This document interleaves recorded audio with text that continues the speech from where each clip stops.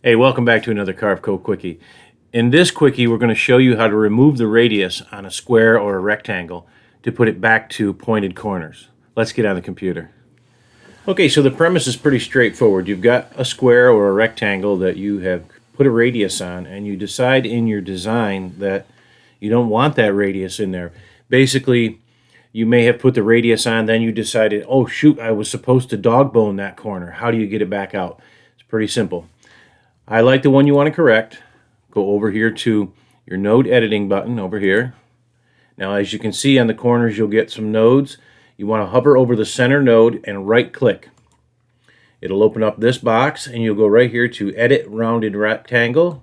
Click on that. And if you go over here, you can see that it inverted the corners. Well, don't worry about that.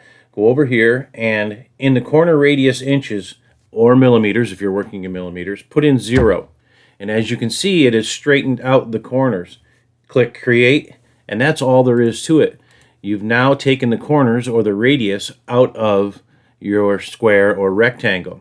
The way I stumbled on this was because I had used the fillet tool and I had made a radius and realized that was wrong. I needed a dog bone and had to figure out how to get it out. So that's how you remove the radius on a square or a rectangle. I hope you got something out of this video. I hope you enjoyed it. As always, we'll catch you on the next Quickie.